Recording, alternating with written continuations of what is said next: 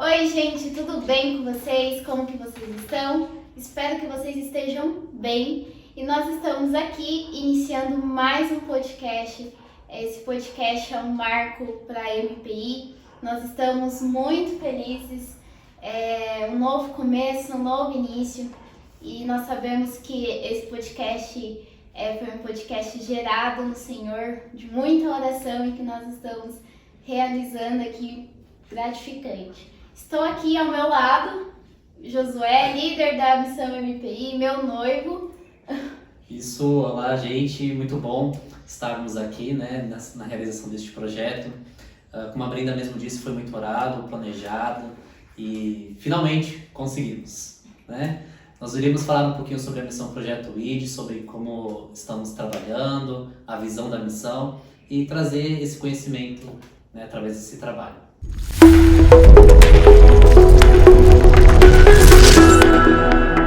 Para falar a respeito de missões, para falar a respeito da missão, do como trabalhamos, né? O que é a missão Projeto ID, e nada mais, nada menos, né, que melhor estar aqui com o pastor presidente e fundador da missão Projeto ID, pastor Fábio José da Rocha. Está no campo transcultural há mais de 34 anos e tem muita bagagem e experiência para falar conosco, para trazer esse ensinamento a respeito de missões. Pastor, alegria ter o senhor aqui conosco. Por favor, fique à vontade.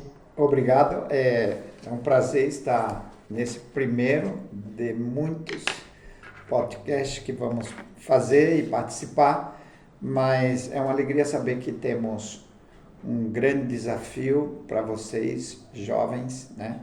Essa próxima geração, porque a minha geração já está passando, né? E me alegro que Deus está levantando muitos jovens para os campos não alcançados.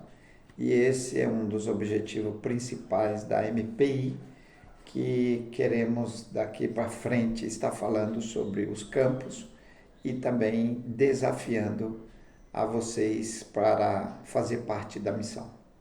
Certo. Pastor, o senhor falou sobre campos não alcançados, né? O que é o campo não alcançado? Os campos não alcançados são aqueles países que nós classificamos pouco ou não alcançados, né? São países com menos de 5% de evangélicos e países com menos de 2 a 1% de evangélicos que são realmente tidos como não alcançados, né?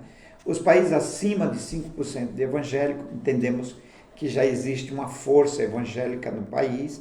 Pode ser que algumas cidades não tenham o evangelho, mas entendemos que esses países não necessitamos concentrar a nossa força evangélica, né? E isso tem um propósito, né? Que, na verdade, 95% dos missionários estão trabalhando em países que já têm o evangelho. E 5% estão trabalhando nos povos não alcançados. Então a gente quer mudar essa porcentagem de missionários para irem aos países não alcançados, e os países que já são alcançados, que já têm igrejas, que já têm o evangelho, colocar os 5% lá, né? Essa é a nossa visão também. Sim. Então, vendo essa necessidade, surgiu então a missão Projeto ID. Como que é? A gente precisa contar pra gente um pouquinho de como começou, do que o Senhor falou para você, bem do comecinho da missão Projeto ID. Como que começou a missão? Na verdade, começa com o meu envolvimento, né? Eu comecei a conhecer uma revista secular e vi que em muitos lugares não tinham o evangelho, e aqui o Brasil já tem uma grande porcentagem. Esse foi um dos primeiros passos. O segundo foi me envolver de maneira prática, que era sustentar missionários, né? Nós queríamos sustentar missionários em outros campos, porque a igreja brasileira, de modo geral, investe muito pouco, tanto enviando obreiro como financeiramente. Você pode procurar as igrejas aqui em volta da sua casa e veja quantas delas estão mantendo ou sustentando ou enviando missionários para fora, né? Então, esse foi um princípio. E depois foi me envolver mesmo na obra missionária, me entregar para a obra missionária para ir aos campos que estavam necessitados. Esse foi o princípio praticamente da Missão ID. Com isso, nós tínhamos um grupo como vocês, de jovem. Eu era jovem também nesse tempo, né? Tinha 20 e poucos anos, e a gente começou um grupo assim, orando por missões e pensando neles, nos campos, nessas pessoas. E até um dia que eu decidi e falei, não, já orei demais, agora vou ao campo missionário. Então, aí foi o primeiro passo, né? E nos envolvemos com a missão Kairos, que foi a missão que nós trabalhamos muitos anos. E quando já tínhamos um tempo, percebi que já era tempo de parar e começar o projeto que a gente tinha tido lá atrás com a missão Projeto ID, né? Que era levar o Evangelho e levantar jovens para este projeto. E a outra fase foi a que a gente teve uma resposta clara de Deus lá na Coreia do Sul, né? Quando estávamos orando se era para dar continuidade, e Deus ali nos deu a resposta que sim, era para a gente continuar o projeto. Né?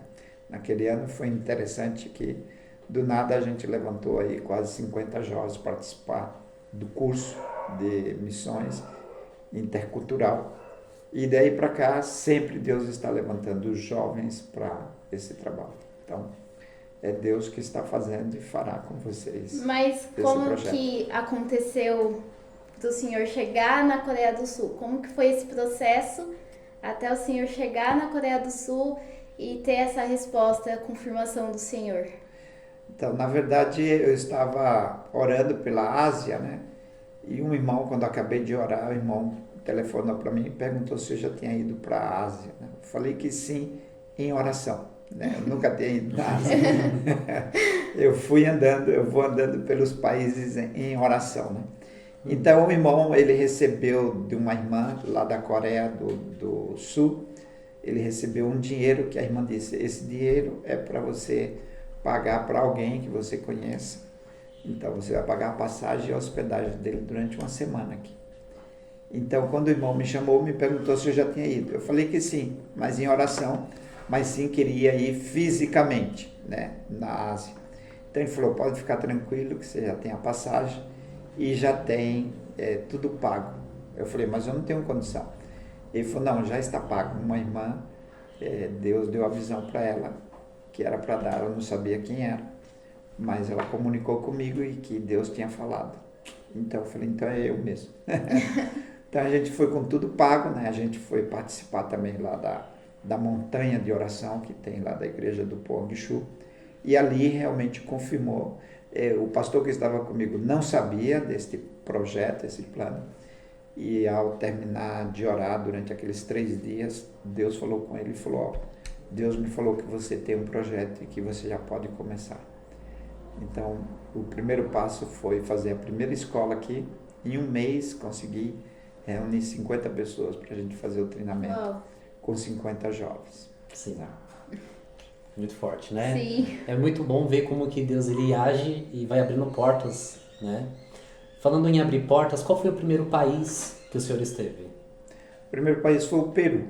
Nós chegamos no Peru no tempo do Sendero Luminoso para trabalhar nas favelas de Lima, né, que foi o princípio do nosso ministério, com muitas dificuldades, né, de se adaptar à situação, e muito mais o terrorismo, que o Sendero Luminoso já havia matado 43 pastores nessa época. Isso em qual ano, pastor, mais ou menos? Isso foi em 89. Então chegamos como cobaia, caímos ali sem saber e estávamos no meio no meio do tiroteio. No meio do tiroteio. Eles eram terroristas. Eles eram terroristas, eram os grupos, né, Sendero Luminoso, e eles se reuniam em células, nós não sabíamos, e assim Deus colocou assim um propósito de a gente ficar naquela favela, né? A missão até nos aconselhou a viver fora da favela, porque as condições eram muito difíceis, e a gente está entrando para fazer o trabalho. Mas se a gente tivesse feito isso, a gente provavelmente teria sido morto pelo Sendero Luminoso, porque a missão Visão Mundial, se não me engano, eles faziam esse trabalho de auxiliar com alimentos e tal, mas os líderes viviam nos bairros bons, seguros. E eles mataram os líderes desta missão, porque eles entendiam que você estava apoiando o governo e tudo que apoiava o governo estava contra o sistema deles. E eles mataram justamente esses americanos, tinha nacional, no dia que eles estavam saindo do país, né? Então, conosco foi diferente, porque a gente vivia com eles lá no meio da pobreza, da necessidade. Então, eles tinham dificuldade de entender o que a gente estava fazendo ali. A gente não falava de coisas materiais, nem de comida, nem de nada. Mas a gente vivia com o povo, né? Ajudava o povo. A gente não tinha partido, não tinha governo, a gente procurava ser neutro. Pregar a Bíblia mesmo. Sim. Apesar de receber ameaças. Eles sempre estavam nos ameaçando, dizendo que ia colocar bomba na igreja e tal. Mas a gente, graças a Deus, o Senhor não quis que a gente subisse com uma bomba lá para cima. Desativou as bombas. Mas no começo o senhor era muito novo, né? Eu tinha 26 anos quando eu cheguei no Peru. O senhor não sentiu medo nem nada, assim, por saber que o evangelho sofre até hoje perseguição, né? E naquele tempo ter terrorista, tá acontecendo tudo, o senhor não tinha medo? A gente tem muitas vezes alguns temores, né? E não sei se medo, pode ser, né? Eu sempre tenho um exemplo daquele soldado do Magno, né? O general Magno, e que ele passou revista às tropas e viu que um soldado estava tremendo com a metralhadora na mão, na frente da batalha. E ele falou: soldado, o que é que passa aí? Ele falou assim: eu estou tremendo, mas eu não saio da frente da batalha, né? Então, foi difícil, Brenda, o que você está falando, realmente, assim, devido ao que eles faziam, ameaçavam, né? Então, trabalhar em meio a terroristas, como que os obreiros, os missionários devem se comportar, ou a igreja tem que se comportar num país, numa cultura que tem bastante terrorismo? Então, existe vários tipos, né, de perseguição, que a gente pode dizer. Como o terrorista onde a gente vivia, né, que era relacionado à linha de esquerda, de comunismo, isso, né? Então são grupos já que estão aí dentro que, na verdade, estão contra o país, né, contra o sistema daquele governo. Então a gente tem que tomar alguns cuidados. Por exemplo, não está falando em política, né, não está defendendo o governo, esse, aquele. Mesmo o trabalho social é difícil, porque qualquer trabalho social, eles pensam que nós estamos ajudando o governo, né? Então, quer dizer, tudo que é contra são radicais, né? Esse sistema comunista, eles são radicais, eles não aceitam outros grupos, outro sistema político, né? Eles querem, pela força, dominar, né? Então a gente tinha cuidado de não estar falando, os obreiros nossos também, de não estar tocando em temas se gostamos ou não do governo, desse sistema. E inclusive até houve um caso que o líder do bairro queria nos dar um terreno para a igreja, porém teria que ter uma votação do povo se aceitava ou não. Então foi feita uma reunião, ele colocou. Só que uma parte estava contra, vamos supor, 20% ou 30% estava contra, né? Então eu peguei e falei: não, eu só quero que, se realmente todos estão de acordo. É difícil, eu sei, né? Sim. Mas eu sabia que o terrorista estava ali no meio. Então eu não queria criar grupo, porque se eu criasse um grupo, eu ganharia. Porque todo mundo, vamos supor, 70% ia votar a favor de mim. E os 30%, que talvez seria deles, ou alguns deles, né? Eu já sei que eu teria uma briga com eles. Já tem uma rivalidade. Então eu falei: não, se tiver uma votação de 100%, eu aceito o terreno. Se não, não. Então o que aconteceu? No outro dia, um deles foram à minha casa e disse: ainda bem que você não aceitou, né? Porque nós iríamos agir. Então, você tem que tomar esses cuidados, né? De que se eles podem fazer mal, sim, mas de a gente não entrar nesse sistema político, enfim, a gente deixar bem claro que estamos ali para pregar o Evangelho. Uhum. Se eles quiserem fazer algum mal, vai ser por causa do Evangelho. Então, esse cuidado nós tomamos. E para você conseguir, né, naquela época, ganhar uma vida, qual que era o trabalho, o processo que tinha que ser feito? Então, os terroristas, assim, os que tinham nessa linha do comunismo, enfim, eram difíceis, mas à medida que eles foram vendo o nosso comportamento, nosso testemunho, né? A gente morava junto com eles, ali no meio da pobreza, né? Então, eles iam em casa para ver como a gente vivia, o que é que a gente comia, né? Nossa casa era muito simples, né? Uma casa não tinha janela, não tinha porta, não tinha nada. Era igual aquela música, era uma casa muito engraçada. Então, isso também foi dizendo, poxa, esses estrangeiros estão aqui, vivem dessa maneira como a gente e tal, peraí. E aí aparece o Evangelho. Então, começou a se converter. Jovens, porque era jovem, a maioria era jovens, né? Então começou a se converter os jovens, líder deles, né? Tem um diácono até hoje que estava aqui na Espanha com a gente também, e ele era líder, um dos líderes do terrorista. Então o seu testemunho vai mudando, né? A vida e o Evangelho também, o Evangelho é poder de Deus que muda, né? Então a gente pode ver essa transformação através do Espírito Santo de Deus, né? Sim. Da obra de Deus, mas o nosso testemunho foi de quando a gente chegava água, fazia uma fila para pegar água, a gente estava na fila. A gente estava no mercado junto com eles lá. Então a gente vivia com eles lá. Uma das melhores ferramentas para ganhar uma vida é através do testemunho, né? Eu vejo isso, eu já tive a oportunidade de estar também visitando o campo e a gente já, em um dos treinamentos, né? A forma de ganhar uma vida ali, por exemplo, na Europa, já um outro contexto, através do testemunho, porque tem regiões que você não pode evangelizar, né? Como que é isso? Então, todo mundo pode falar assim, a Europa, né? Mas é como você está dizendo, a evangelização, ela é a pregação, é uma coisa. Mas depois ela precisa do testemunho, porque aquilo que você está pregando é verdade ou é mentira? Né? É verdade que a Bíblia é a verdade, independente do que você faça ou não, ou da imperfeição humana, né? Mas é importante o que Jesus falou, né? Ir por todo mundo, pregar o evangelho e fazer discípulo. Então não se faz discípulo com um dia ou dois ou uma pregação. Discípulo se faz caminhando com ele. Sim. Né? Apesar que hoje tem muitos métodos aí, micro-ondas, né? 5 minutinhos você faz um discípulo, já está feito. Já, né? Ou não é estudar também um livro de discipulado. É uma vida, é você caminhar. Então você está aqui no bairro, todo mundo sabe que você é um cristão, por quê? Porque você só vai à igreja. Logo ele vai ver se você é um bom cristão ou não. Esse cristão vai na igreja, mas não paga suas dívidas, arruma confusão com os vizinhos. Você acha que o vizinho vai lá na sua igreja? Ele não vai. Mas se você é um bom vizinho, se você é uma pessoa que dá testemunho, seguramente quando você convidar o seu vizinho para ir, ele vai.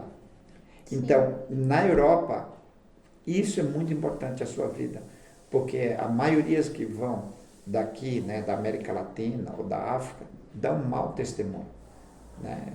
Não tem princípios, porque os europeus, por mais que eles estejam longe de Deus, mas muitos deles têm princípio de honestidade, de justiça, ética, e que muitas vezes nós latinos, ainda como cristãos, não temos. Sim. E isso atrapalha bastante a pregação do Evangelho na Europa, entendeu? E já que a gente falou da Europa, por que Europa, pastor? Então, na verdade, eu nem sabia porque eu estava indo para a Europa. Né? Porque alguns lugares que Deus me levou e depois eu entendi o que é missão. Porque muitas vezes você fala, não, eu vou para Polônia. Né? Aí na caminhada Deus te manda para outro lugar. Né? E isso nós podemos ver na Bíblia também, como Paulo. Né? Paulo queria ir para Betínia, Deus mandou ele para Macedônia. Né?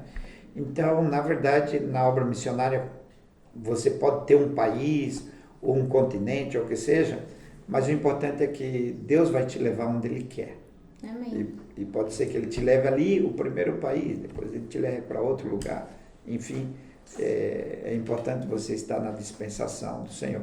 Então, como eu cheguei na Europa? Eu cheguei na Europa querendo ir para o norte da África.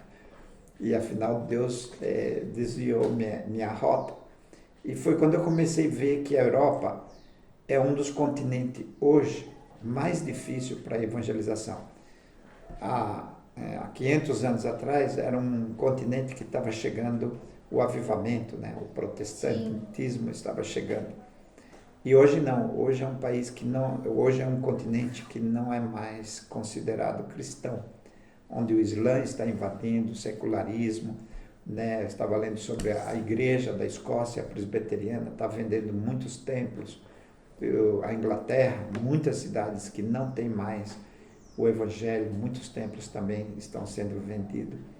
E por aí vai, se você pegar a Noruega e outros países que foram países cristãos, e tem uma porcentagem, se você ler, tem uma porcentagem de cristãos protestantes ou evangélicos, e hoje não tem mais. Então eu vi que eu estava num dos continentes mais difíceis para a evangelização, mais mesmo que os países muçulmanos.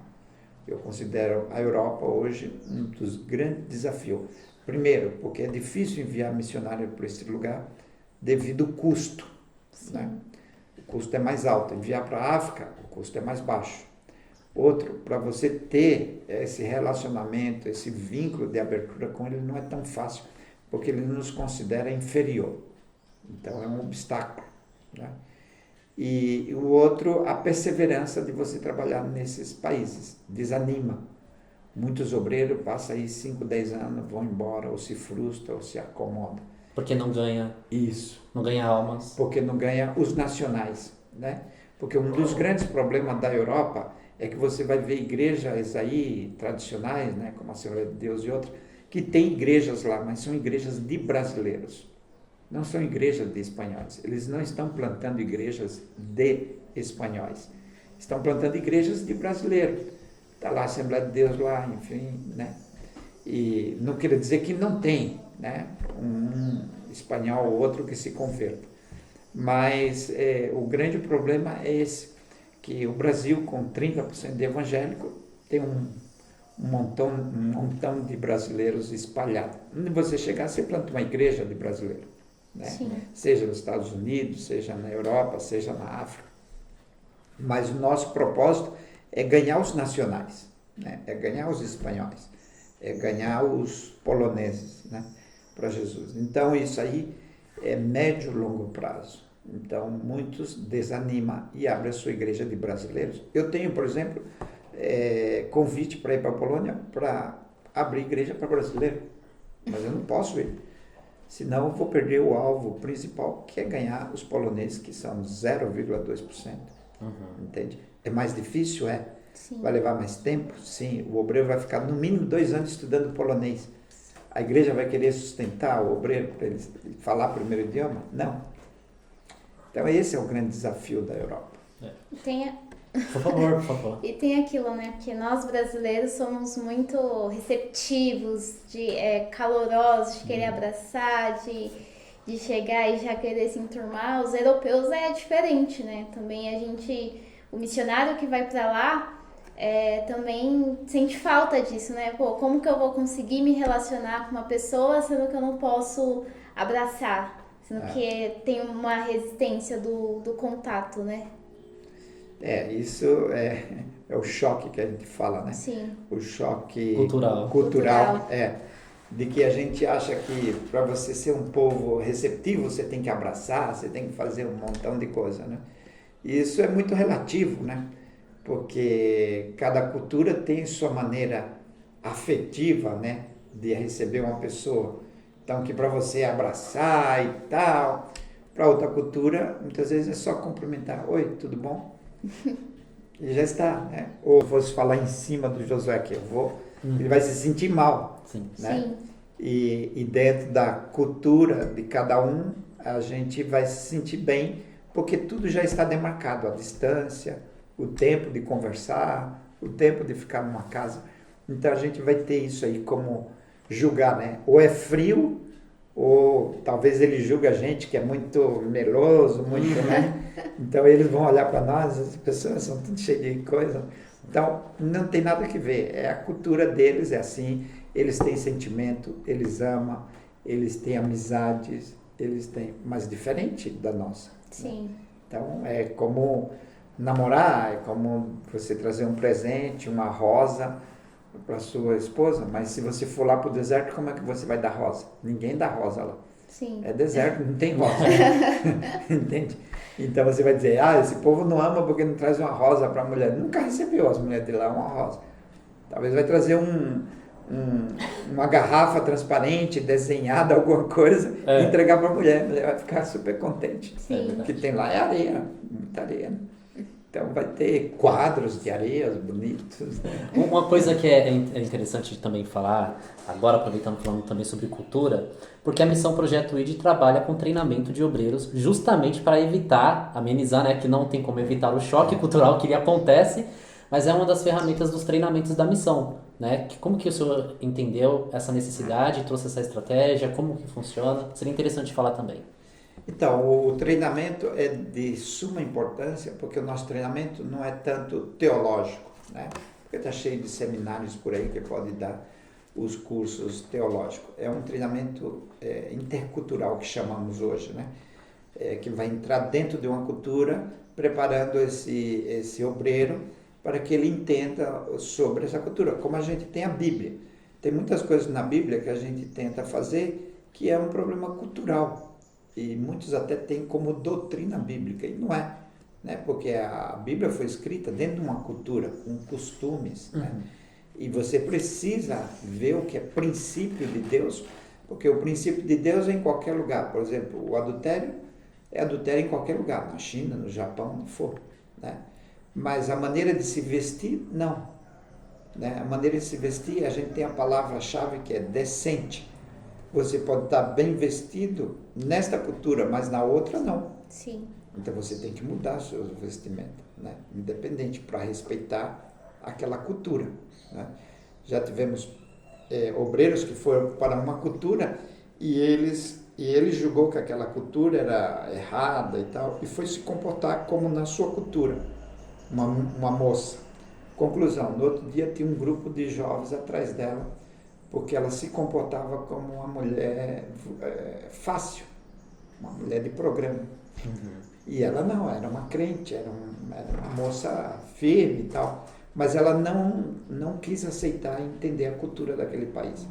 E afinal ela passou uma mensagem totalmente errada da vida e comportamento dela. Sim. Então, por isso que a missão tem esse treinamento, como você disse, para ajudar, né, a você entender a cultura, ajudar no choque cultural que você vai ter, você precisa ter, porque você vai viver outro mundo, outra cultura, não tem como, outros valores, né? Então a gente vai preparar esse jovem, ou esse casal, ou essa família, dentro de um contexto, dando para ele que ele chegando lá, ele tem que tomar cuidado, ele tem que respeitar os valores daquela cultura, enfim. Então, por isso que a gente dá o treinamento intercultural, damos alguns cursos aqui, que é o que fazemos, 3, 4 dias, e levamos para o campo para que a pessoa tenha uma experiência prática. Né? Sim. E além de ir para o campo, qual é outra forma que um jovem ele poderia se envolver com missões? Então, tem muitas maneiras, né? Diz que as 3 é indo, contribuindo, orando, né? Mas, por exemplo, nós somos uma missão nova, né? No Brasil, praticamente, missões é uma coisa nova, principalmente missão intercultural, apesar de nós termos aí as igrejas, principalmente a missão batista, que é a mais antiga. Então, você pode se envolver, por exemplo, com o projeto ID, de várias maneiras, trabalhando no apoio aqui da base da missão, no escritório da missão. Nós precisamos de pessoas que possam fazer os seus trabalhos, mesmo em casa. Se você tem 1 hora ou 2 na semana e quer nos ajudar, vai ter lugar para você. Temos também os grupos de oração, que estamos orando especificamente por missões e pelos países não alcançados, e pelos obreiros também da missão, Projeto ID, e outros obreiros também que estamos juntos, né? E você pode também contribuir, né, financeiramente com os projetos ou com os missionários que estão saindo com a missão, e também pode se candidatar para participar da missão. Então, você tem que escolher um desses. Tem vários, né, para você se envolver. Maravilha. Eu quero trazer um tema que é um pouco polêmico. Uma vez eu faço mobilização, né, da missão Projeto ID, visitando as igrejas, e aí eu falei das formas de fazer a missão, né, orando, contribuindo, indo. Aí depois o pastor pegou e falou assim, e também você pode ajudar não atrapalhando, né? E a gente vê que às vezes existem algumas barreiras que as igrejas, ou talvez não entendeu a visão missionária, e aí se levantam alguns impedimentos, né? O que o senhor poderia dizer sobre isso, esses impedimentos que às vezes podem existir, que acabam falando, você não tem chamado, não precisa fazer missão em outro país, faz aqui. Fazer missão aqui dentro. Só aqui tá bom. Fica com a sua família. Como que é isso? Acontece que a missão, né, se Jesus não tivesse explicado, a gente teria muito problema sobre a visão da missão até os confins da terra, né? Apesar que ele disse que o evangelho tem que ir se propagando em toda parte, né?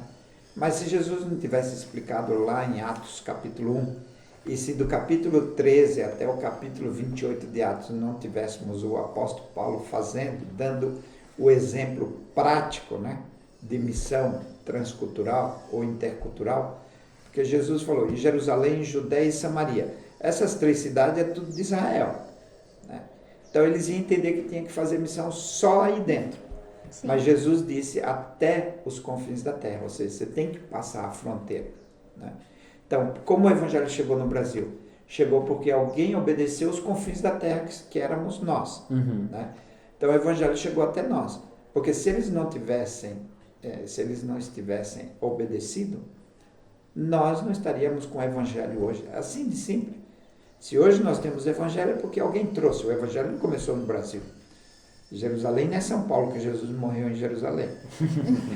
Então, Deus saiba, Jerusalém está longe daqui, né? Mas muitos pensam que Jesus morreu em São Paulo e aqui é Jerusalém. Não sai daqui. E vão ficar por aqui só, né? Que Jesus vai voltar aqui de novo, né? Jesus vai voltar em Jerusalém, né? Até onde a gente sabe biblicamente. E, então, esse é o grande problema, que as igrejas, missões no Brasil intercultural começou quando? Em 1600, quando os primeiros protestantes, né, da Reforma francesa chegaram no Brasil e todos eles foram mortos. Nós temos na nossa terra o sangue missionário derramado, entende? Então, e outros missionários que morreram não viram o primeiro fruto, né? E em 1900 para cá foi quando começou a frutificar realmente a obra missionária. Mas até chegar aí, muitos obedeceram o ID de Jesus e vieram à nossa nação. Então agora, o Brasil não precisa mais de missionário. Precisa só de evangelista, que evangeliza algumas cidades que ainda precisam, se é que tem, né?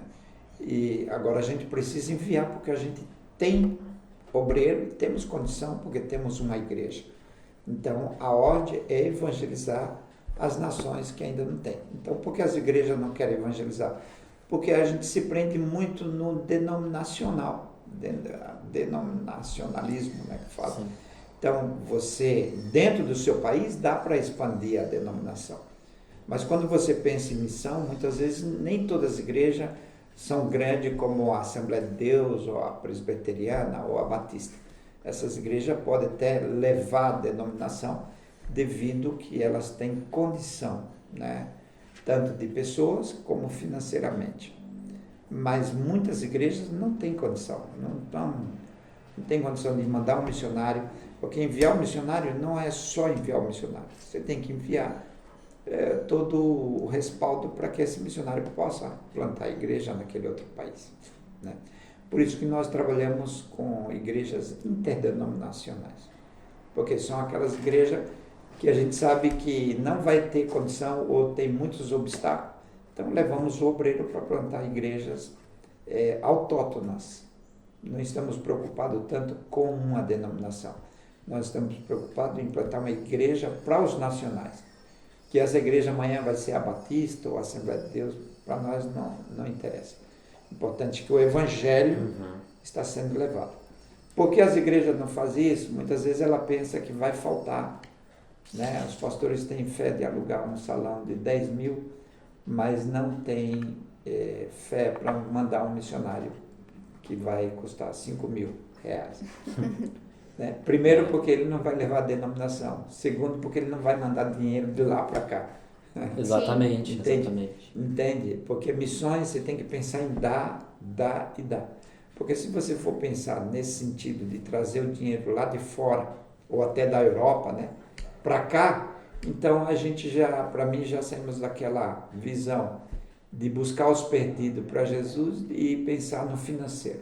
A Isso é um intenção perigo. já está sendo outra, né? Já começa a mudar a intenção. Sim. E isso é perigoso, né? Porque a gente não está pensando nos perdidos.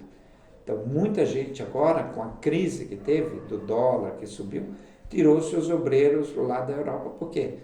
Porque, claro, um obreiro que você pagava $1.000, era 5 mil, foi para 6 mil. Então, o obreiro teve que voltar. Porque financeiramente isso afeta bastante, né?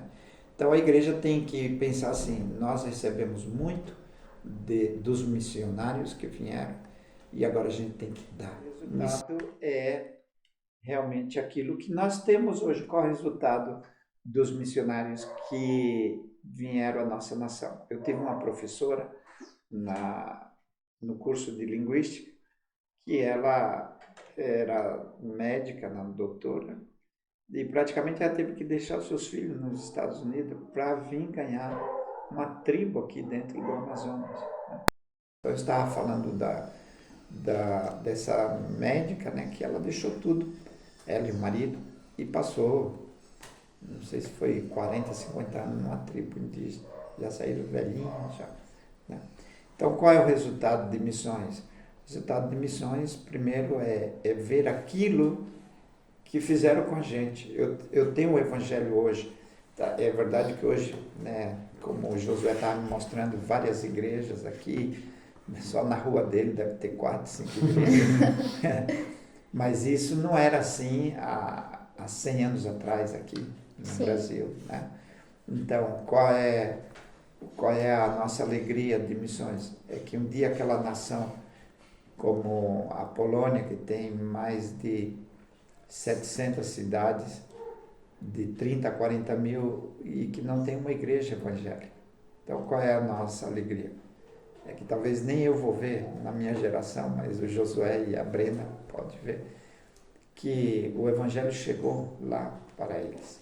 Alegria é o evangelho não tem preço, não tem comparação de que um missionário custava $1.000, isso não tem comparação. Se você pensar assim, então quanto você vale? O evangelho chegou para você a R$10, então você vale R$10. Não, o evangelho vale a obra redentora de Cristo, Amém. que foi consumada antes da fundação do mundo. Amém. O céu já estava se reunindo por nossa causa. Amém. E que causa é essa? Quanto você ia ganhar lá no campo, ou quanto você ia receber? Não. Que a sua vida iria ser salva pela obra redentora. Custou o preço de Jesus, né? Da sangue, cruz, do sangue da cruz. E que ninguém, se eu tivesse que trabalhar 400 anos para Deus aqui na Terra, eu não pagaria. Não. Entende? Então, jamais nós devemos pensar assim. E nós estamos pensando em levar o Evangelho para quem está impossibilitado, que é outra coisa. Uma coisa é saber que tem 4 igrejas aqui e essas pessoas daqui vão escutar. De uma maneira ou outra vão escutar. Ou seja, se amanhã ela estiver para morrer, ela vai passar aqui nas 4 igrejas, não vai entrar porque não quer. Sim. Né? Agora, você está numa cidade que não tem, a pessoa não tem aonde recorrer. Então, se eu ponho um missionário aqui, ele é uma esperança para este povo. Sim. Entende? Então, veja a dimensão do que é missões, do evangelho da salvação, né? Então, é algo assim que não podemos calcular. É como se você, no Covid, aí todo mundo ficou desesperado. Mas se aqui o bairro tivesse uma pessoa distribuindo a vacina, esse camarada seria o salvador aqui desse bairro, né? Então, missões é o mesmo. Se eu estou levando o evangelho aonde não tem o evangelho ou estão impossibilitados, essa pessoa tem uma grande importância. Sim. Deveria se investir nela o máximo, porque são essa quantidade de perdidos impossibilitados de escutar o evangelho que nós estamos fazendo isso. Mas o processo de ganhar vidas lá fora é completamente diferente do daqui, né? Porque, por exemplo, lá na Polônia, como o senhor já tinha comentado, que para abrir uma igreja precisa de mais de 200, mais de 300 membros para ser considerada uma igreja, né? Como que é feito esse processo? Eu ganho uma vida, aí daqui a um tempo, passa 2, 3 anos, estou ganhando mais uma.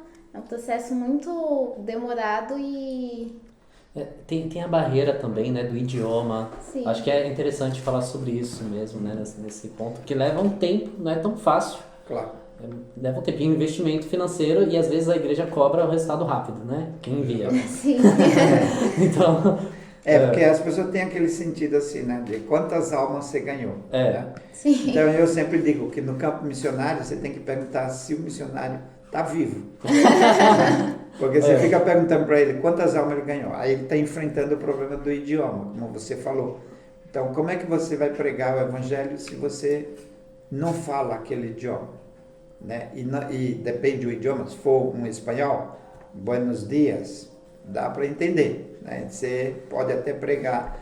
Né? A primeira semana você começa a falar um portunhol que você pode falar. Mas como é que na Polônia, né?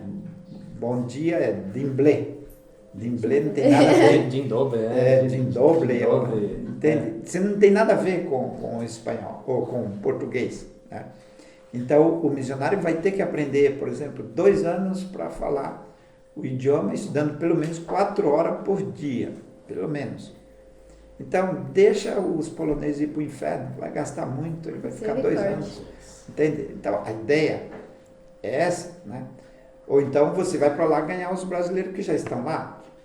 Não faz então, sentido. Também não faz sentido. Se eu tivesse que ir para ganhar brasileiro lá, eu ficaria no Brasil, que tem 210 milhões, ou 220, não sei quanto tem agora.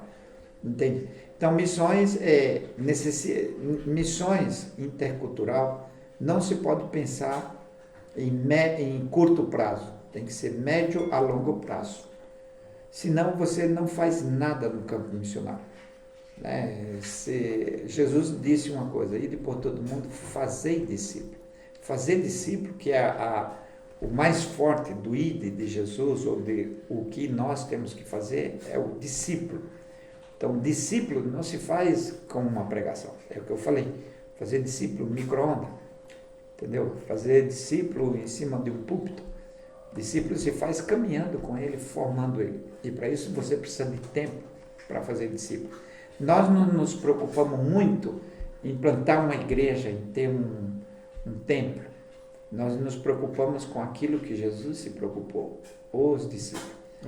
Talvez você vai ganhar um discípulo lá na Polônia, só.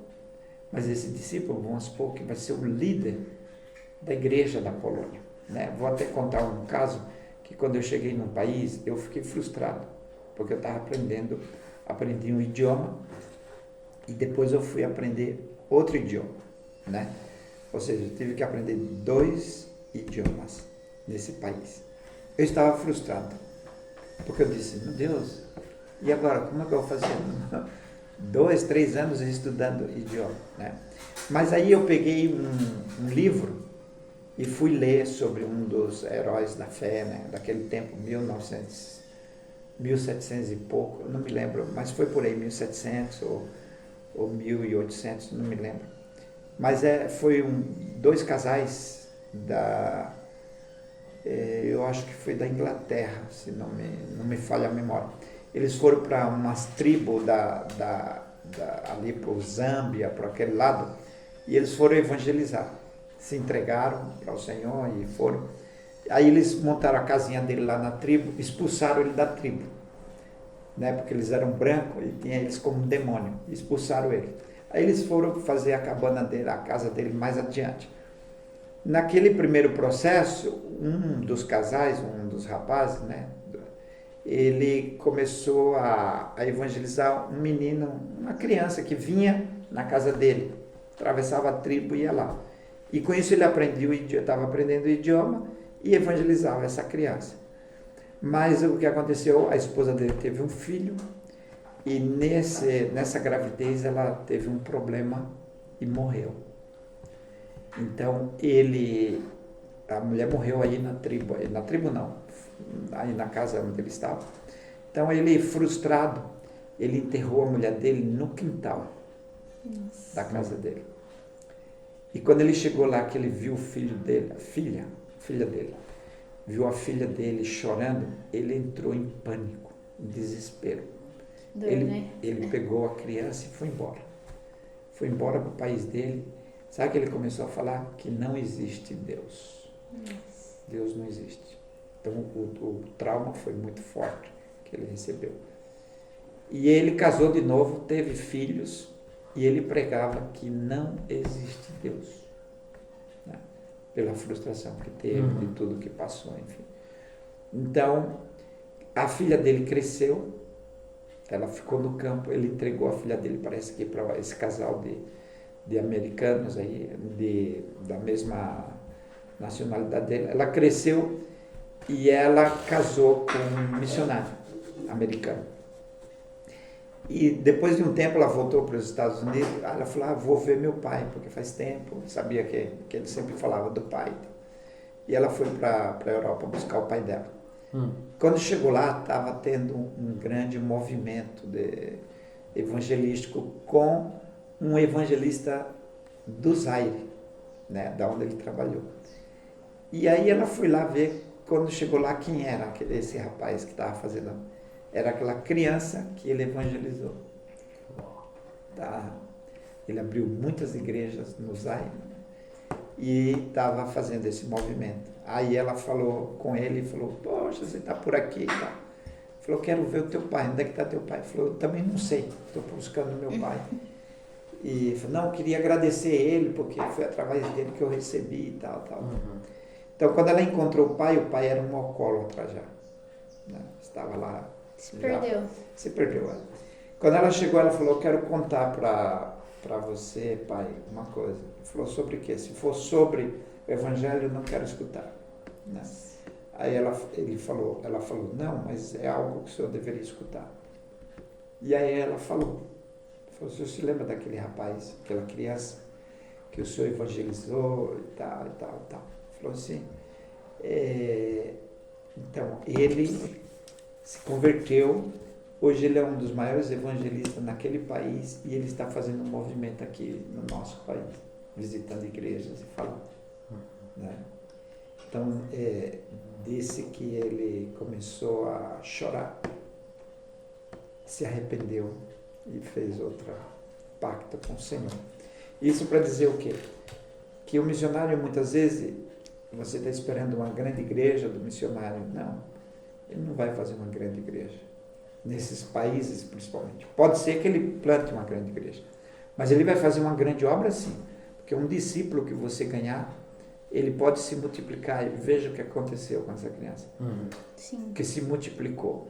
Né? Você nem sabe, nem você sabe. Talvez você nem vai ver. Sim. Aquela pessoa que você fez e plantou na vida dele. Talvez nem seja ele vai plantar na vida de outro, que esse outro vai se multiplicar. Né? Então entra aquilo, a gente sai para fazer discípulo. A igreja ela vai ser formada. Nós vemos que muitos jovens perguntam como entender um chamado, e também tem gente que fala assim, eu não fui chamado. Então, como entender um chamado? Acho que o primeiro passo para entender o chamado é o quê? Aquilo que a gente escuta de Deus, a Bíblia. Né? Se a gente for analisar depois que a gente nasceu de novo, nós somos uma nova criatura, nós vivemos para Deus. Né? Então, os nossos planos a partir desse momento tem que ser todos direcionados para Deus em primeiro lugar. Né? Pelo menos a gente escuta o versículo muito falado, buscai primeiro o reino de Deus e a sua justiça, e as demais coisas vos serão acrescentadas. Então, O que passa é que você aceita Cristo e você pega todos os seus projetos e põe em primeiro lugar. Você não põe em primeiro lugar Deus, né? Você estuda para quem? Para Deus. Você trabalha para quem? Para Deus. Você cuida da família para quem? Para Deus, né? Então, biblicamente, o primeiro entender o chamado é isso. Deus já nos chamou para viver para Ele, né? Agora, você ter ministérios específicos, isso é uma sequência, é uma caminhada, né? Que Deus vai te formando para isso. Mas você olha para o mundo e vê a grande necessidade. Então, como é que você ora? Você fala: Deus, levanta as pessoas para ir para o campo missionário, porque eu não vou, eu não quero, eu não posso. Quais são outras palavras que você vai dizer? Então você vai se esconder atrás de dizer: eu não tenho chamado, porque precisa vir um anjo do céu com a espada para cortar seu pescoço, se não for, ou fazer como Jonas, né? Porque Jonas, Deus falou para Jonas: ou você vai ou eu te mato. Então, se for assim, vai ter que ir todo mundo pro campo. Aí não tem chamado, não. Aí não é chamado, não. Aí é uma paulada mesmo. Você tem que ir. Não, eu acho que entender o chamado é dessa perspectiva bíblica, né? Do que eu sou para Deus, né? Então, quanta gente que estão no campo missionário e você olhar para ele não via nenhuma condição. Mas ele se entregou para Deus. Ele disse: Senhor, eu estou aqui, eu estou à disposição, né? Não vou tirar que você tem que se preparar, ter um tempo de treinamento, enfim, né? Mas eu acho que por um longo tempo eu falei sobre chamado, né? Mas hoje eu falo sobre entrega. Eu acho que se você se entregar para Deus e Deus não te quer, é mais fácil do que você não se entregar para Deus e Deus quer a sua vida para servir a Ele. Seja aqui ou seja em outra parte do mundo, né? Porque uma vez que você se entregou, você não vai ter problema. É igual ao casamento. Uma vez que você está casado, né? Você vai ter que tomar as decisões, ainda que você não queira. Mas aqui implica que o seu plano, o seu próprio propósito ou projeto exige isso, né? Então, eu vejo hoje que o chamado, para que você saiba que tem um chamado, você tem que se entregar primeiro. Se você não se entregar, é simples dizer: eu não tenho um chamado. Biblicamente, claro que você tem. Você foi chamado para ser um servo de Deus, para atender aquilo que Deus quer diante desse mundo, é que escute o Evangelho, né? De viver para Deus onde você estiver, o que estiver fazendo. Então, esse é meu conceito hoje que eu tenho, para não deixar ninguém se esconder atrás de chamado. Não vou tirar que um dia Deus falou com você, que você numa conferência como essa aqui, Deus falou do seu coração, tal. Mas o que é que a Bíblia disse? A Bíblia disse que eu morri para o mundo e vivo para Deus. Então, e se Deus quer me levar na África para viver para Ele lá, não muda muito. Entende? Muitas pessoas que não são crentes vão para outros países para buscar os seus interesses materiais ou de político, o que seja, e ele não deixou tudo, ele teve chamado? Não. Entende? Eles tiveram uma entrega e uma decisão de ver uma necessidade e foi ao encontro dela. Então, eu encaro também isso, né? Não tem que ser algo misterioso.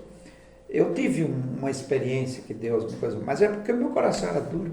Então, Deus teve que falar comigo, porque Deus já estava me colocando a necessidade do mundo e eu estava insensível. Então, quem sabe, Deus teve que falar naquela noite comigo e tal. Mas a prova disso é a palavra de Deus. Muitos vão para o campo missionário lendo a Bíblia, sabe, do compromisso que tem e da necessidade e que nós estamos nessa terra para isso. Entende? Eu vejo até por experiência própria mesmo que eu já tive, algumas pessoas espiritualizam muito essa questão do ID, né? Vamos orar para saber se é da vontade de Deus que a gente evangelize. Vamos orar para saber se é da vontade de Deus para a gente fazer missões. Mas já está escrito: ide por todo mundo, pregar o evangelho, né? Fazer discípulos, pregar o evangelho. Então, eu acho que essa questão de espiritualização também, tipo, vou orar para saber se é da vontade de Deus, isso é algo que também muitas pessoas deixam de ir, deixam de crer que é chamado porque, Deus não falou comigo que era para ir, mas Espera um já anjo, está escrito. espera uma revelação, um sonho. Sim. Então deveria fazer o mesmo quando tiver um bom salário, vou orar a Deus para ver se esse salário é de Deus. Espiritualiza também. Mas aí ninguém vai Ninguém vai perguntar. orar. Então, é justamente isso, Brenda, é isso mesmo. Espiritualiza o chamado de Deus e aquilo que Deus mandou a gente fazer, né? Todo chamado, a ordenança, tem um preço, um sacrifício. Né? Qual é o maior preço que uma pessoa pode pagar? Olha, a gente pode colocar muitos obstáculos, né? Mas eu vou olhar na minha experiência e também biblicamente falando. Eu acho que o maior obstáculo do missionário é o próprio missionário.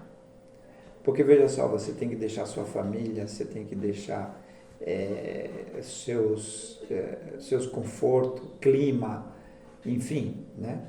E você vai para outra cultura, onde aquele povo que te rejeita, que não quer nem saber de você, vai ter que ser o seu povo, que você vai viver com ele e que você vai passar a sua vida ali. Vocês estão jovens, mas vamos supor, daqui 40, 50 anos, quando você voltar, provavelmente os amigos você nem conhece, como eu. Meu irmão fica me perguntando, você se lembra desse camarada que jogava bola com a gente? Não me lembro mais. Passo por ele, não reconheço mais. Perdi os amigos, né? Família também, já cada um está para o lado, nem conheço mais os filhos dos meus primos. Então, porque o campo tem um preço muito grande, além da adaptação, além do que você pode passar. Mas olhando no contexto geral da história de uma pessoa que se entrega para missões, ainda que hoje tem internet, né? Você pode telefonar, você pode ver sua família, mas mesmo assim você está longe, não é igual, né? Essa comunicação aqui, ela é muito impessoal, né? Você pode rir, mas você está chorando, ninguém sabe. Né? Então, são esses obstáculos que o missionário dele nem percebe, mas que realmente é o que ele está renunciando para que possa ir, né, ao campo missionário. Sim. O senhor tem 63 anos, mais de 34 anos no campo. O senhor faria tudo de novo ou faria algo diferente? Ou se arrepende de algo? Se Deus me desse outra vez, né, 20 e poucos anos, eu faria tudo outra vez com mais força ainda, com mais intensidade, né? Valeu a pena, porque o trabalho de Deus, assim, talvez você não ganhe muita coisa, né? Porque a gente tem a mania de olhar muito a perspectiva espiritual como as pessoas nesse sistema, né? É como Pedro, né? Jesus disse, se você deixou tudo por mim, você vai ganhar 100 vezes mais. Até hoje eu não encontrei o que Pedro ganhou de 100 vezes mais material, né? Espiritual eu sei que ele ganhou. Então, se for assim, a gente não tem êxito, né? Porque você trabalha, estuda, para quê? Para amanhã você ter um emprego, você comprar sua casa, o seu carro, não sei o quê. Então você terminou sua carreira neste mundo com êxito, né? Mas muitas vezes na obra missionária a gente não vai passar isso porque está a história dos heróis da fé, né? Que não terminaram, né? Jó perdeu tudo, mas no final ganhou, né?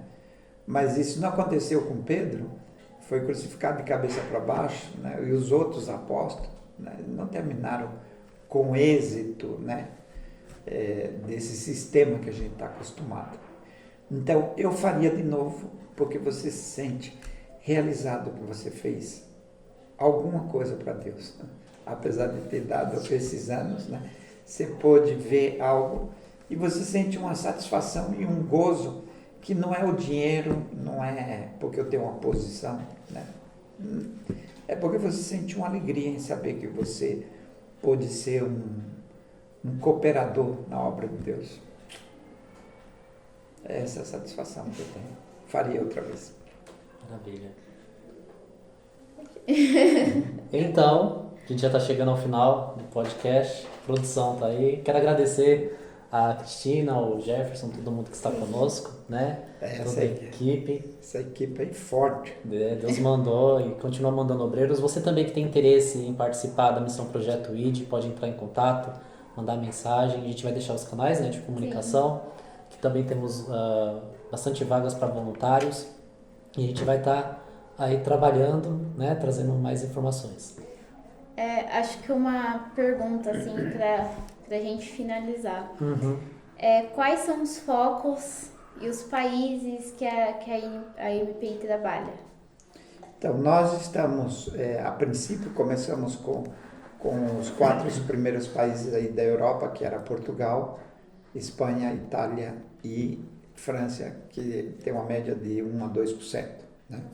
Mas agora nós estamos indo também para outros países, como a Polônia, a Tchecoslováquia. Né? Então, todos os países que estejam com essa porcentagem baixa de evangélicos, né? Nós estaremos orando.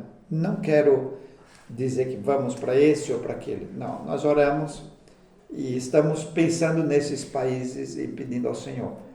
Mas à medida que o Senhor for abrindo as portas e levantando os obreiros, né, nós vamos colocando. Então é isso, gente. Foi um tempo de mesa muito bom, uma conversa muito produtiva. Eu espero que vocês realmente tenham sido encorajados, tocados e aprendido um pouco também sobre o campo missionário, também sobre o que a Missão Projeto ID trabalha. Esse é um dos primeiros podcasts de muitos que virão. Em nome de Jesus.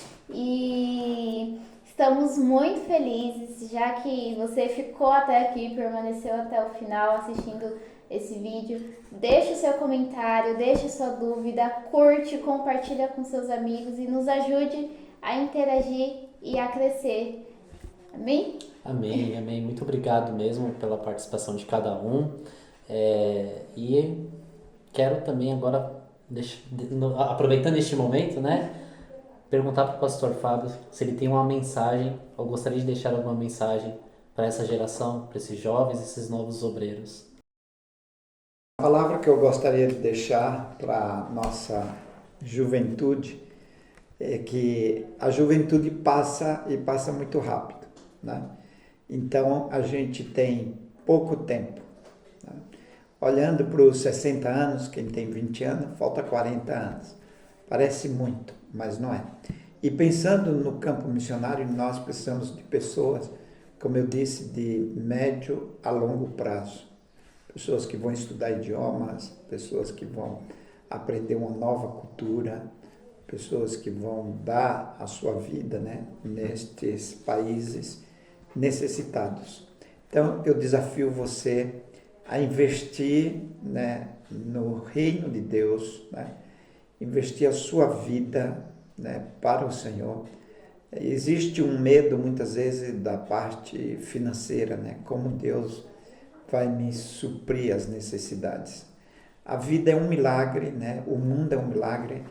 Deus sustenta muito mais que os homens, Deus sustenta os animais, os astros, enfim. E se você, como jovem, se entrega para o Senhor, eu estou seguro que Deus também vai te sustentar para que o Evangelho possa chegar até os confins da terra. Como eu não posso explicar milagres, eu não posso dizer, mas eu posso estar seguro de que cada jovem que se entregar para o Senhor, Deus será fiel em cuidar de você e guardar você para que o nome dele seja conhecido até os confins da terra. Amém. Amém. Então, fiquem na paz. Dá um tchauzinho ali para a câmera. Deus abençoe. Tchau. Nos vemos no próximo podcast.